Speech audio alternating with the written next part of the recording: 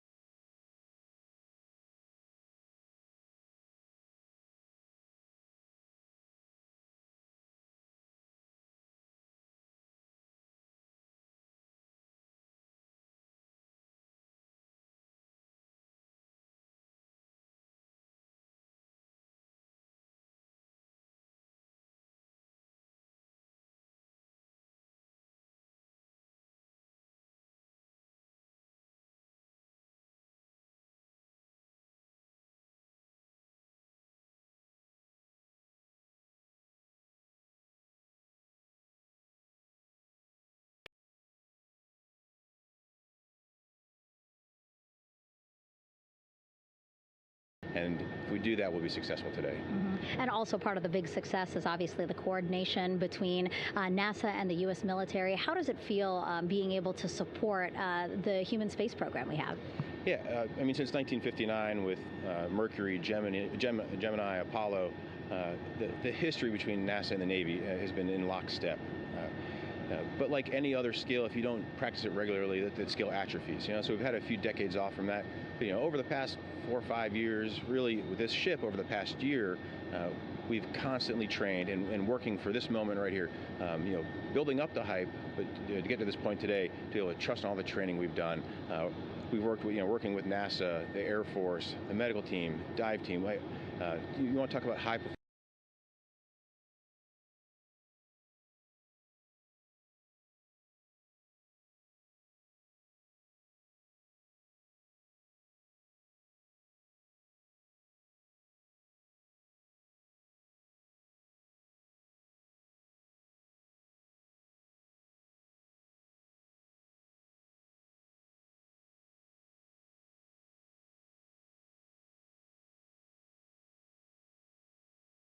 Naval officer's career.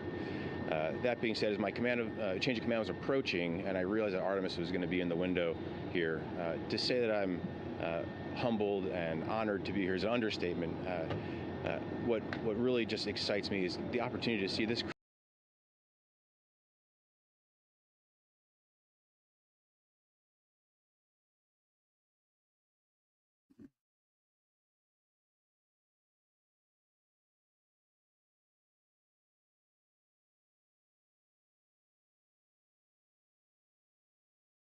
Yeah, it's all about partnerships. We couldn't do it without you, and we couldn't have gotten to the moon without our international partners as well. So thank you so much, Captain. It was really great to have you here today. Thanks, Megan. Awesome. All right, Rob, back to you. Thank you, Megan. Back here in Mission Control in Houston. We just had a quick view of the crew. We'll get that view back, and there they are again. Here in Mission Control, the entry team of flight controllers led by Rick Henfling and Jackie Mahaffey serving as the spacecraft communicator. We have just handed over communications links from the Deep Space Network that we communicated with the crew through from the time of the translunar injection burn back on April 2nd. We've just handed back to the Tracking and Data Relay satellite system as we prepare for the crew module service module separation that will take place just 17 minutes from now. With the Earth looming in front of Integrity as it barrels back for a splashdown of the Pacific just 50 minutes from now, we're just 5,700 nautical miles from splashdown. Just one other quick note about the comparison from the Artemis 1 entry profile to the Artemis 2 entry profile and how that is serving as an extra layer of protection for Integrity's heat shield. The Artemis 1 entry had an entry range of some 3,178 nautical miles, a very long downtrack, and a very longer period of exposure to heat loads than we're experiencing tonight. It also had that skip entry profile that we discussed earlier, dipping into the Earth's atmosphere, then back out, then back in. It was about 20 minutes of exposure. Integrity, Houston, comm check on TDRS. Jackie, we have it loud and clear on TDRS. We have you the same. And there's one of the weather balloons being deployed from the USS John P. Murtha.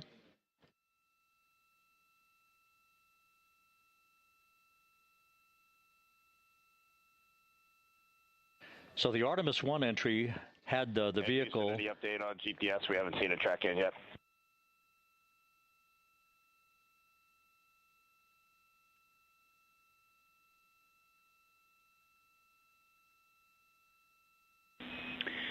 Reed, we are watching. We are starting to get into the window where they may start acquiring, so should be within the next 10 minutes. Okay, sounds good. We're holding at step 17 and getting ready for CMRCS hot fire.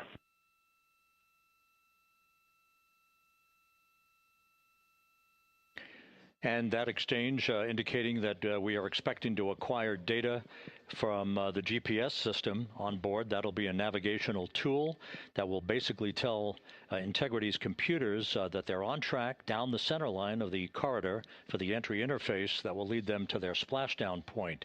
Once again, the Artemis 1 entry exposed the heat shield for about 20 minutes of peak heating. For Artemis 2, we're going to reach a downtrack distance of 1,701 nautical miles from the point of entry interface, with just 14 minutes of duration, and it's basically a different angle of attack, a little bit steeper angle of attack that will protect the heat shield from excessive heat loads. So that is the difference between Artemis 1 and Artemis 2, all designed into this mission to gather data to protect the heat shield, since the Artemis 3 mission and beyond will have a different designed heat shield that will allow that skip entry type of profile to be resumed for all of the future missions coming back from the south pole of the moon when we initiate lunar landings. So we've handed over to the Tracking and Data Relay Satellite System. That's where we'll have communications for the rest of the flight. Just to give you some time hacks here, we're 13.5 minutes away from crew module, service module separation, and just 17 minutes away from the raise burn, that 19-second firing of the thrusters that will basically be the final fine-tuning of the angle of attack for Integrity as it enters the Earth's atmosphere.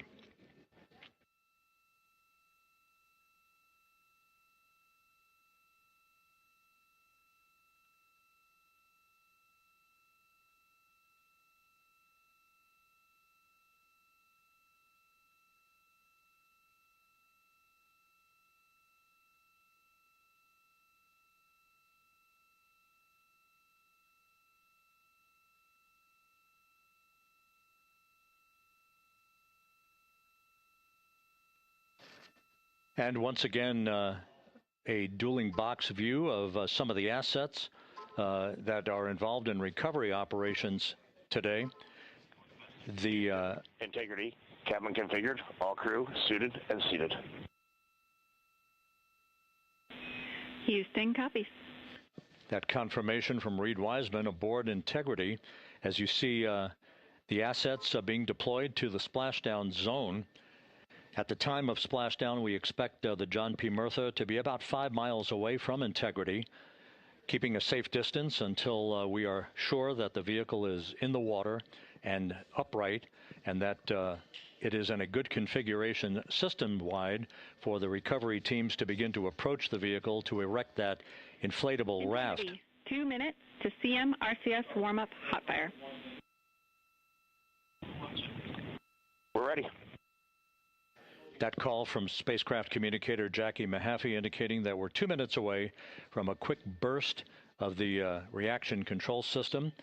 Thrusters, that will be a hot fire test prior to the separation of the crew module from the service module. The European service module has performed flawlessly throughout this flight. Everything, all the burns that had been prescribed for that service module have been executed on time and without a problem. There is the European flight control room that has overseen the manufacturing, the design of the European service module. They deserve quite a bit of credit on this mission for not only propelling the Integrity and its astronauts toward the moon, but also conducting the fine-tuning of its trajectory to bring it to this point where we are dead spot on down the middle of the corridor trajectory-wise to bring Integrity down for its splashdown in the Pacific just 44 minutes from now.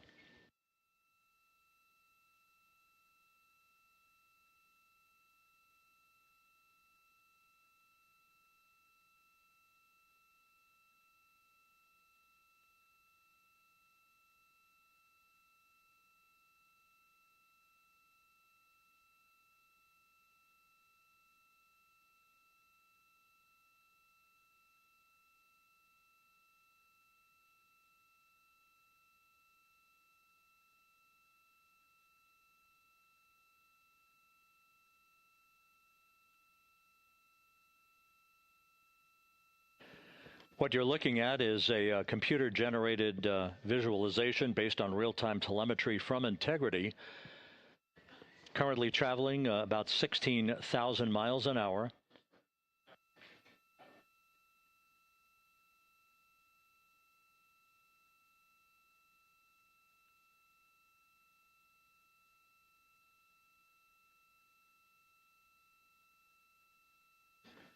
Integrity traveling about 16,000 miles an hour. For the prop cautions, we're taking a look. Copy that. Now just about 5,100 miles from Earth. Splashdown scheduled 43 minutes from now. We're just 9.5 minutes away from the crew module service module separation.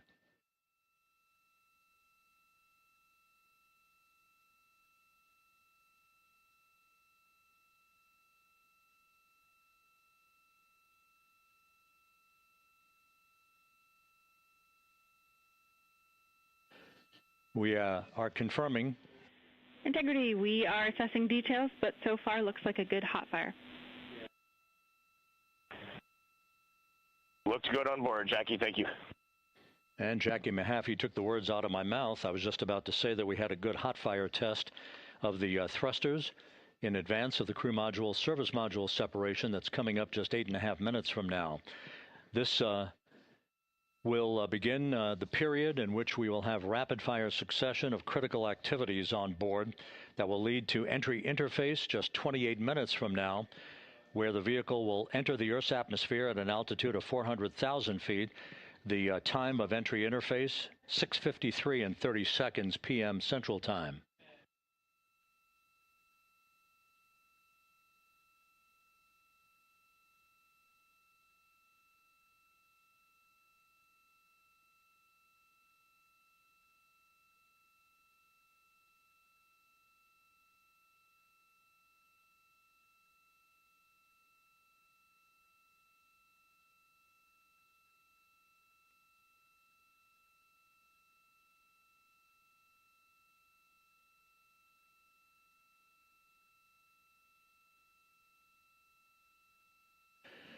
Integrity's astronauts were awakened at mid-morning to begin their entry preparations. And propulsion officer now reports a good hot fire test in preparation for the crew module service module separation.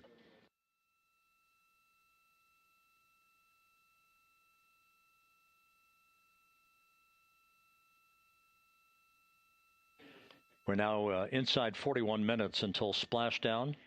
Integrity Houston, we have confirmed a good CMRCS hot fire, and although we are not seeing GPS acquired yet, you can skip the troubleshooting steps in 157 for now.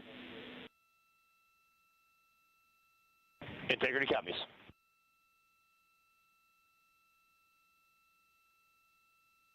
That GPS discussion indicating that we will be acquiring navigational data for Integrity through the Global Positioning System equipment on board. We just don't have it yet, but we will. All of Integrity's systems are in great shape to support its high-speed entry into the Earth's atmosphere. It, once again, will reach a peak speed of 24,661.21 miles an hour. Your call, GPS. We at least have GPS 1 looking good on board.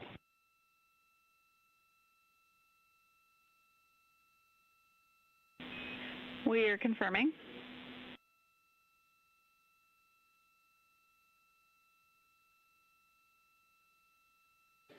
The Guidance, Navigation, and Control Officer here in Mission Control confirming that we have good lock on GPS data. We are on a communications link now through the Tracking and Data Relay Satellite System.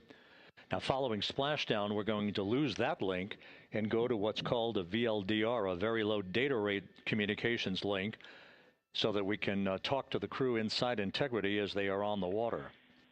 Integrity, confirm we do see good GPS. We do too, especially GPS 1 is accepting in nav channels 1 and 3. That GPS data is basically telling Integrity's onboard computers its position relative to the Earth, but its trajectory And its orientation according to flight dynamics and the guidance, navigation, and control officer is spot on. We have now armed the pyros for the crew module service module separation coming up less than 5 minutes from now.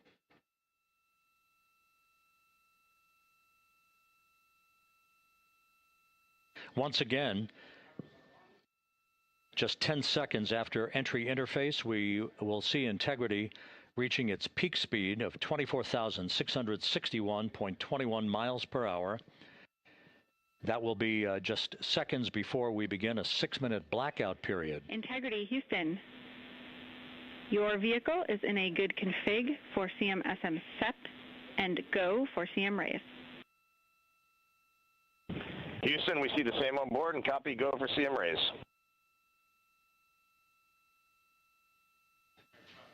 That CM raise referred to as the slight firing of 19 seconds by Integrity's thrusters with a change in velocity of 9.9 feet per second, a slight nudge of the aft end of the vehicle so that it's tilted a bit upward, providing the final angle of attack as the vehicle enters the Earth's atmosphere.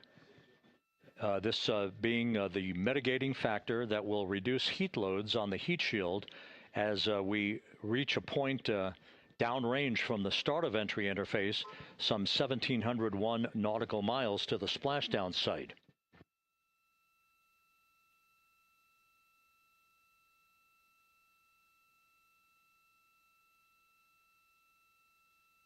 Integrity systems in excellent shape.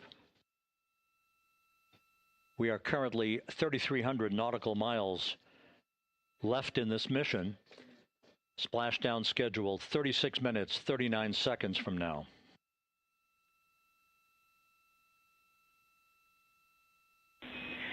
Integrity, Houston. For the 2 enabled prop cautions, what happened is while the thrusters were firing, multiple pressure sensors on each of the strings diverged a bit from each other. Those limits look to be set pretty tight. We think it could happen again when the thrusters fire in the future, so we are going to suppress those messages. We concur with suppress, not inhibit. Thank you. That exchange between Jackie Mahaffey, our Capcom for tonight, and Reed Wiseman aboard Integrity, indicating basically to ignore sensor data. All of Integrity's systems are in good shape.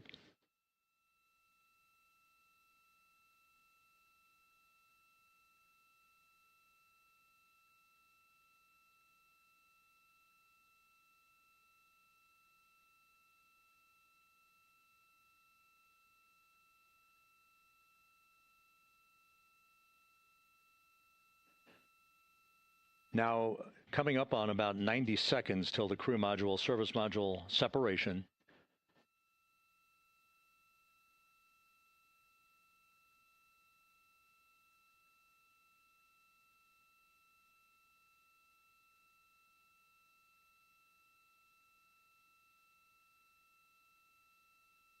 All quiet here in Mission Control as we enter the most critical phase of the completion of this flight.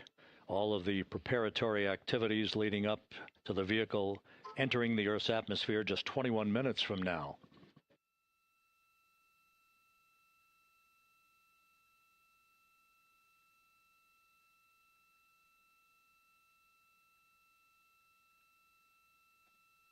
Coming up on 1 minute. Mark 1 minute till crew module, service module separation.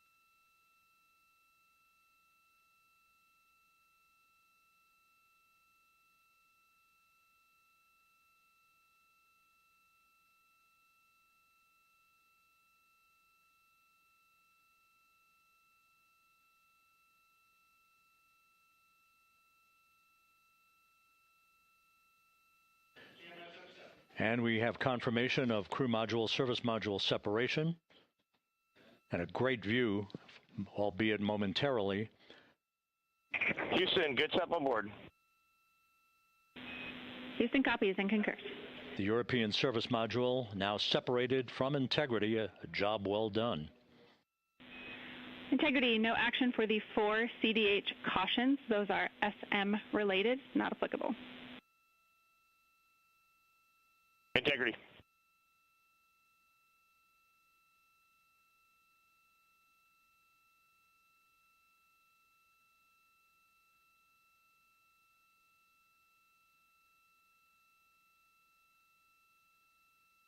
So, with Integrity now flying free on its own for the remaining 32 minutes of this mission, next up, the raise burn, a 19-second firing of Integrity's thrusters. Good GPS 2.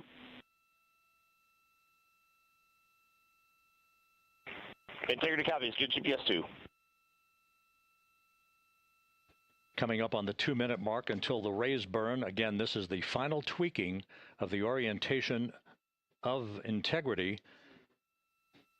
to put it in the right angle, if you will, the angle of attack that it will fly in during its entrance into the Earth's atmosphere. Entry interface now just 18 minutes, 25 seconds away. This is a visualization, but driven by real-time telemetry. This is the maneuvering of Integrity to the raise burn orientation. Just 2,800 miles from Earth.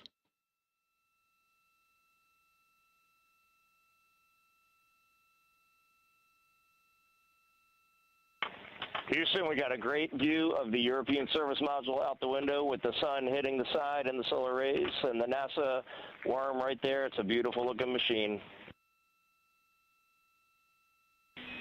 Roger.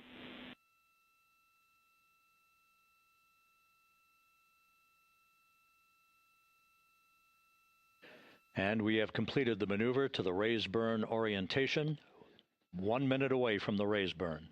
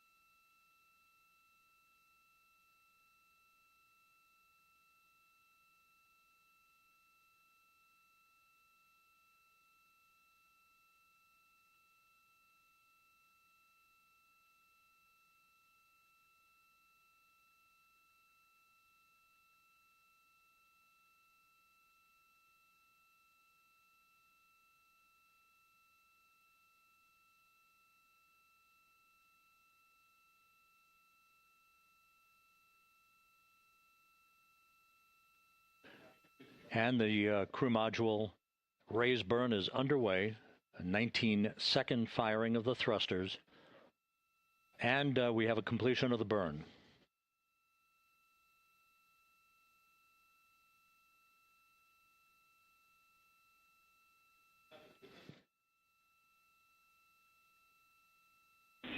Integrity, good. CM raise burn. Your flight path angle is within limits.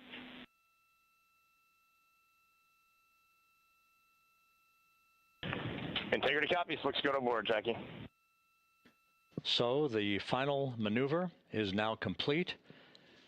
Our trajectory for a splashdown in the Pacific 29 minutes from now is set and will not be amended any further.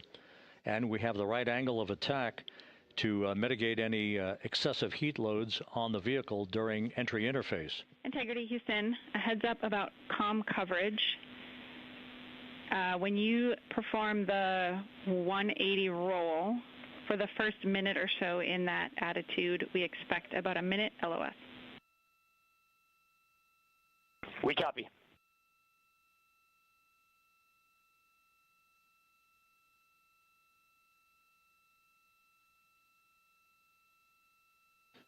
So for those who are watching, The series of events coming up, we will enter the first traces of Earth's atmosphere 14 minutes, 45 seconds from now.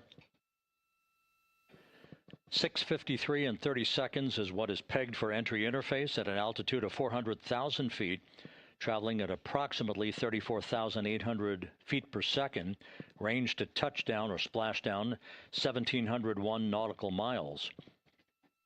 24 seconds after entry interface, we will enter a 6-minute blackout period in which we will lose communications with the crew. This is expected due to the buildup of plasma around the vehicle. That's an ionization effect due to the collision, if you will, of the velocity of the spacecraft with the friction of the Earth's atmosphere. That 6-minute blackout is expected to begin at 6:53 and 54 seconds p.m. Central Time. During that period of time, we will reach our peak speed of 24,661 miles per hour. That comes just short, based on unofficial data from the flight dynamics officer right now, will come just short of the velocity record set by Apollo 10 of 24,791 miles per hour in 1969. We expect peak heating on the vehicle at 6:54 and 52 seconds p.m. Central Time, a minute and 22 seconds into entry interface.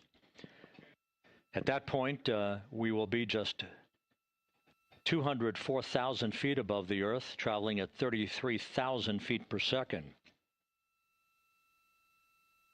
The blackout period is expected to last 6 minutes. We expect that blackout period to end at 6:59 and 55 seconds p.m. Central Time. From the end of the blackout period until splashdown, it is just 7 minutes, at which point we'll start deploying the series of parachutes to slow integrity down to an ultimate splashdown velocity of just 19 miles an hour. We see the same, waiting for the 180 rolls.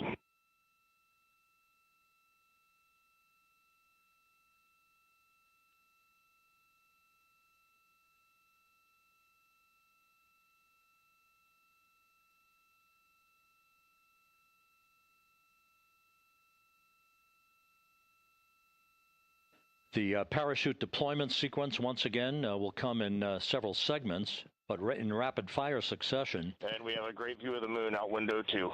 Looks a little smaller than yesterday. Guess we'll have to go back.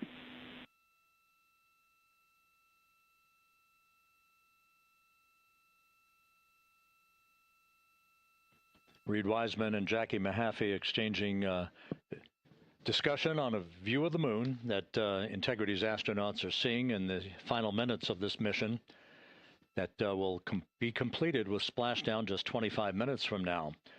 3 forward bay cover parachutes will be used to pull the forward bay cover off the top of the vehicle.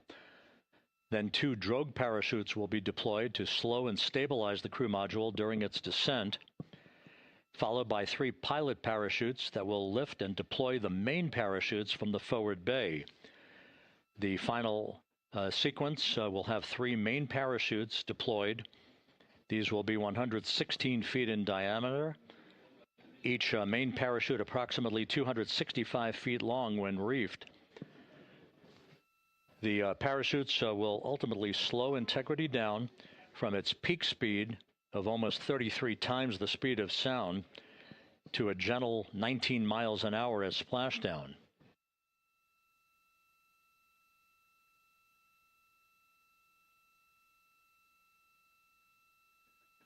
The vehicle is now currently in a roll to the proper attitude for entry interface. Our trajectory is right on according to flight dynamics.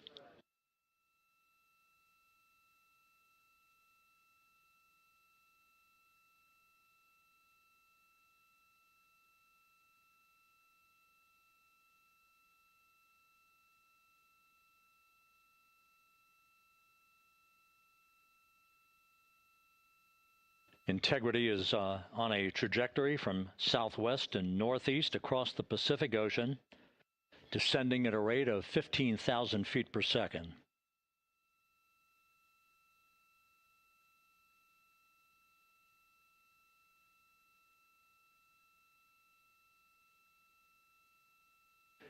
Range to touchdown 4,300 nautical miles, all the systems in excellent shape.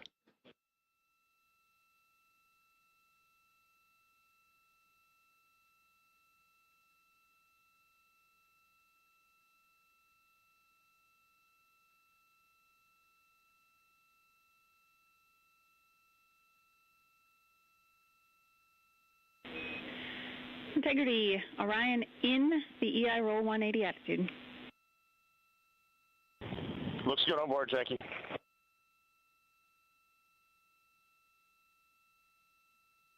This view out of one of Integrity's windows. We had a call for 3 good baros. Those are barometric pressure sensors that feed altitude and rate of descent information to Integrity's computers that will trigger the parachute deployment sequence.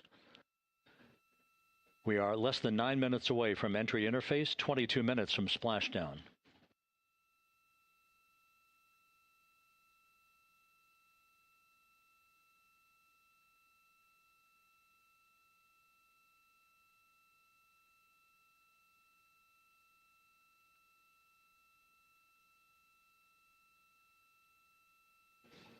You can see the reflection of one of the crew members in the window.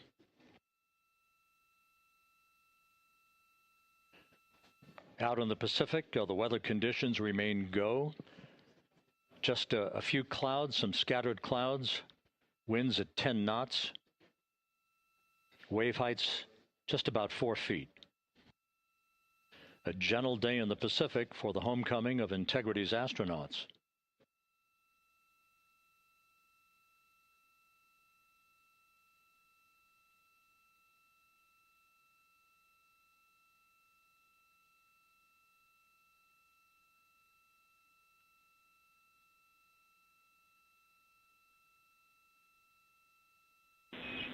Integrity back in EI attitude.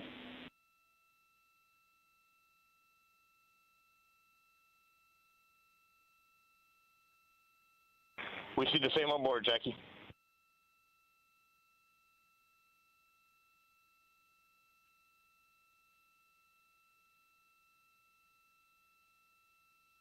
Houston, purge is complete. Crew and vehicle are configured for entry. Houston copies. And we're in step 37, transferring nav state to BFS.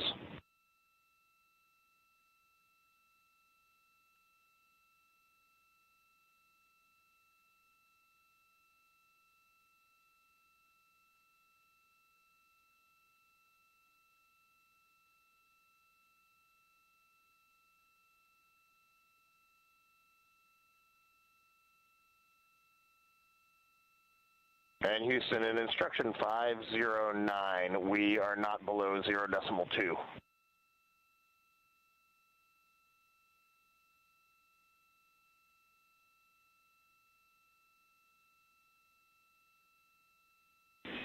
Integrity, no action required.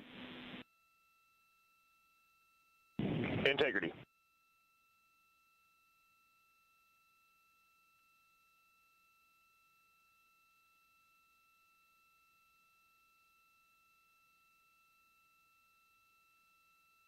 Now 6 minutes away from entry interface. We will hit the first traces of Earth's atmosphere at an altitude of 400,000 feet, traveling about 34,882 feet per second. Range to splashdown at that point will be 1,701 nautical miles.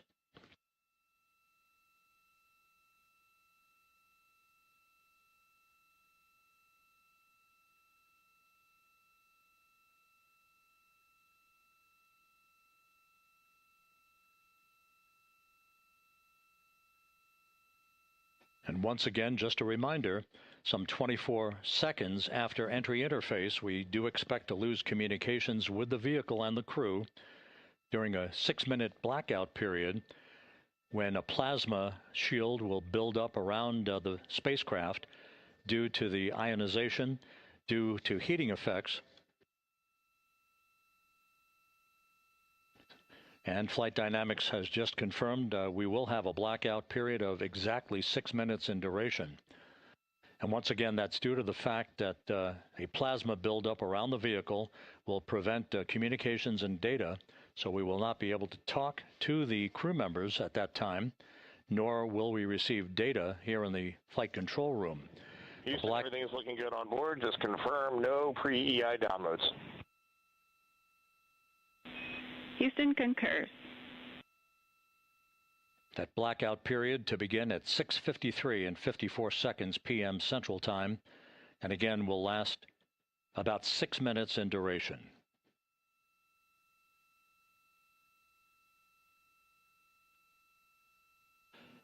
We're 4 minutes away from entry interface.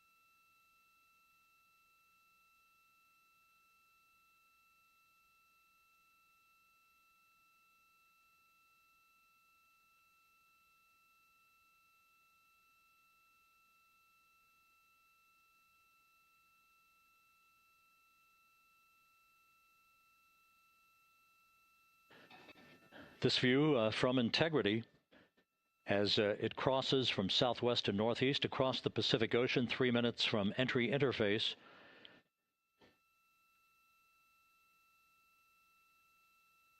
"16.5 minutes till splashdown."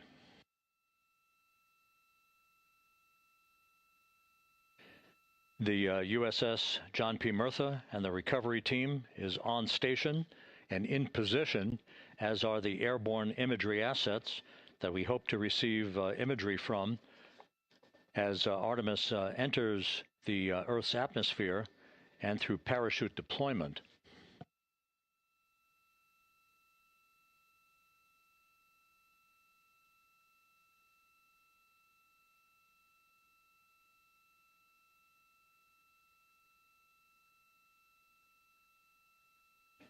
All of Integrity's systems are in great shape. The crew is ready to complete its mission just 15.5 minutes from now. All of the activities today have gone off in perfect fashion. No issues with the vehicle, no issues with the crew. And the weather at the splashdown site is go.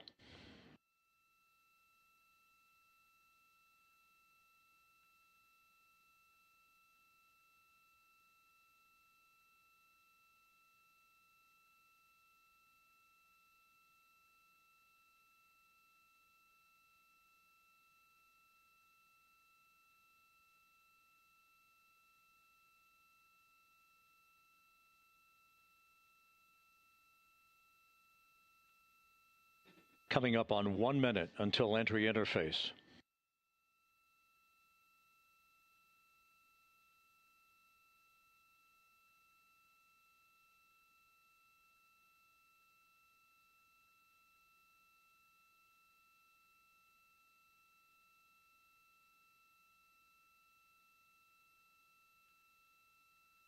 Mark 1 minute until entry interface. 1 minute, 20 seconds until the expected start of our 6-minute blackout. Integrity, 1 minute to a 6-minute blackout. Integrity.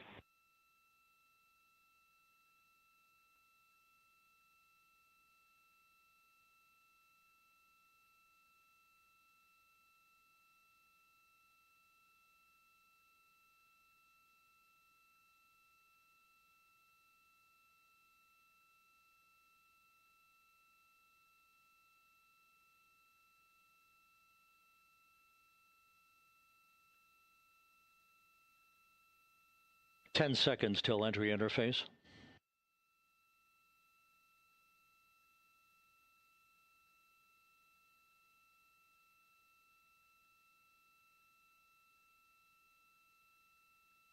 And we have crossed the threshold, now entering the Earth's atmosphere. We're at 400,000 feet, traveling 34,800 feet per second.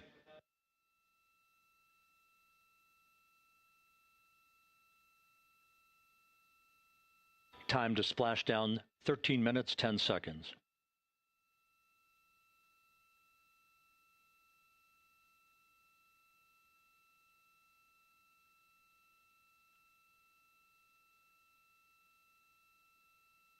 And as predicted, we've entered our communications blackout. This will be a 6-minute blackout period. No voice, no data from the crew.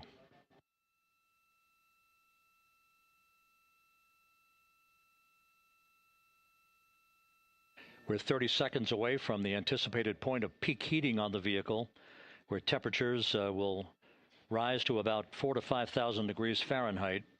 This is the true test of our trajectory.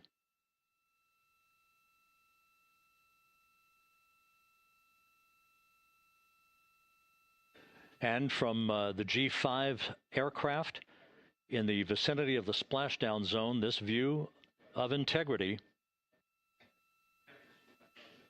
So that pinpoint of light shows the vehicle as it enters the period of peak heating in the Earth's atmosphere, the first tug of gravity being felt by Integrity's astronauts since their launch back on April 1st.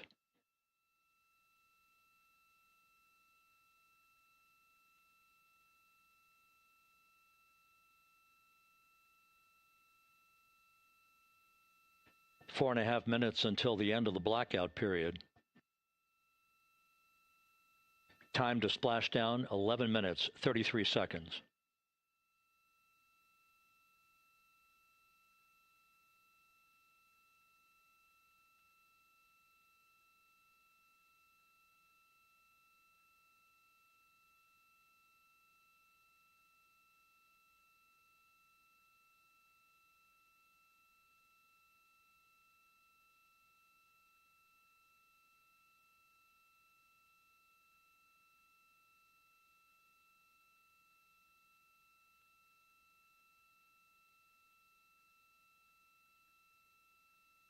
The landing and support officer reports that the P-3 has acquisition on Integrity.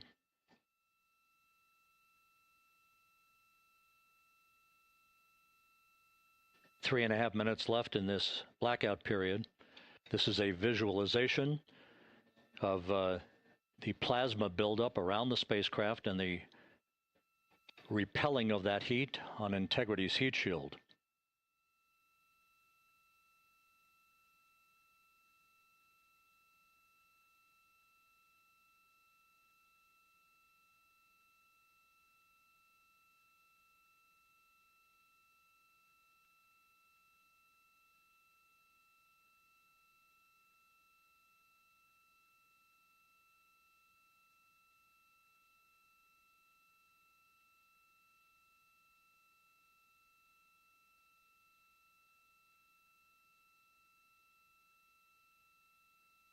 Flight Dynamics reports that airborne assets in the vicinity of the splashdown zone do have a visual on Integrity. Still 2 minutes and 40 seconds left in our blackout period.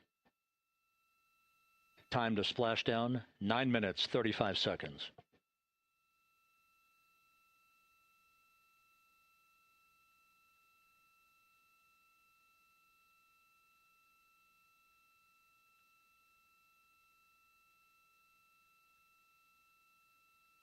Multiple airborne assets as part of the recovery team all have visuals on Integrity.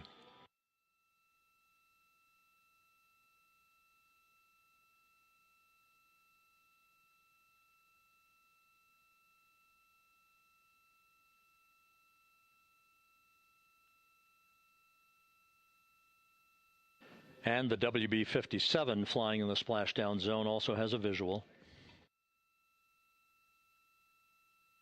And the Navy helos also have visuals.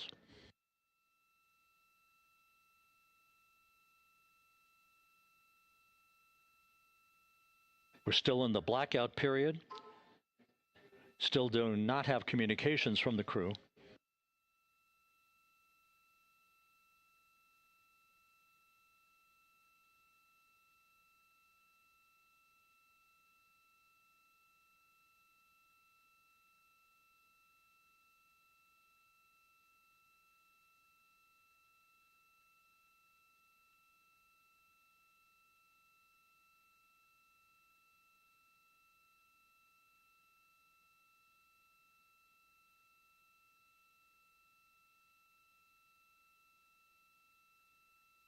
We're standing by for communications from the crew.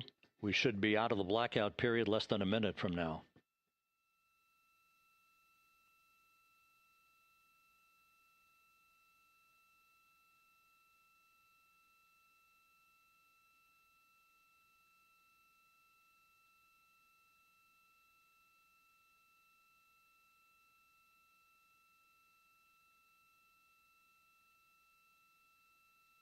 We are now processing data from Integrity.